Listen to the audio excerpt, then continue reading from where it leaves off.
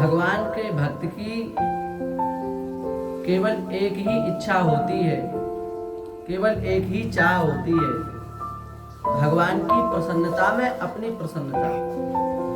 भगवान की प्रसन्नता में जो भक्त प्रसन्न रहता है वही वस्तुतः भगवान का सच्चा भक्त है।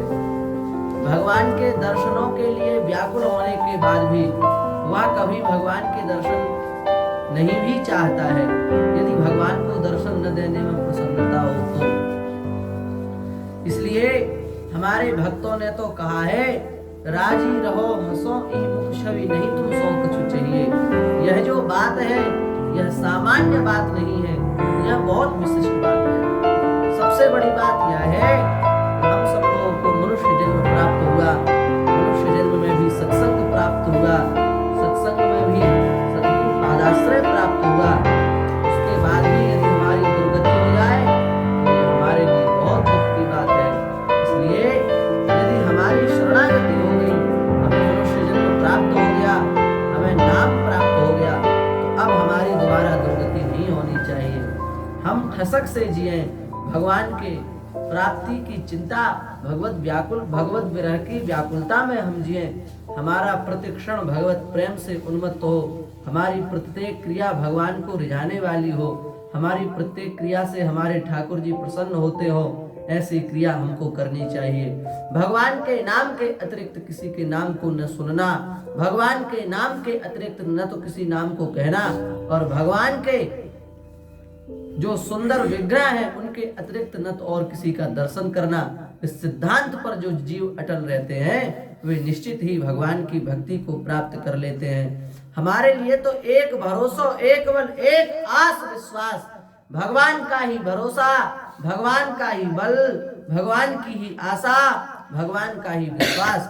यही भगवान की आशा, भगवान का विश्वास हमारा कल्याण करने वाला सिद्ध होगा। स्वर्ग नरक अपवर्ग आस नहीं त्रास है, जहां राखो तहां रहो मान सुख राशि है।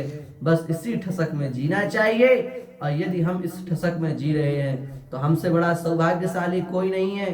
ठाकुर जी आएंगे और हमें अपने कंठ से निश्चित लगाएंगे, निश्चित लगाएंगे। हमें और कोई साधन नहीं करना, हमें और कोई अन्य साधनों का आश्रय नहीं लेना, हमें अन्य किसी प्रकारांतर साधन की भी आवश्यकता नहीं है, बड़े बड़े अनुष्ठान व्रत आदि करने की भी आवश्यकता नहीं है। हमें तो बस ठाकुर जी के दर्शन की ठसक में जीना चाहिए हैं। भगवान की प्राप्ति, भगवान का प्रेम हमें प्राप्त हो गया है, उसी प्रेम में हमें उन्मत्त होना चाहिए, क्योंकि भगवान का प्रेम जिसको प्राप्त हो जाता है, न लाज तीन लोक की न वेद की कहो करे, न शंख भूत प्रेत की न देव यक्ष ते डरे, सुने न और काहू की दृश्य न और इच्छना, कहे न मुख और बात प्रेम भक्ति लक्षणा। ये प्रेम का मार्ग है। इस प्रेम के मार्ग में तो लिखा है महाराज, ताई दीजिए काट, यदि सिर काटने से प्रेम की प्राप्ति होती हो तो हमको सिर काट करके प्रदान कर देना चाहिए। ऐसा दुर्लभ प्रेम है, वह दुर्लभ प्रेम रस हम सबको सुलभ हो रहा है। इसलिए ठसक में जियो, हमारो माई श्यामा जू को राज है। राजी रहो हंसो इही मुख छवि नहीं तुम सो कछु चाहिए। देखो माई अबला के बल राशि, देखो माई सुंदरता की सीमा। बस इन्हीं ठसक में हम जीते रहें, इसी भावना के साथ। हरिश शरणम।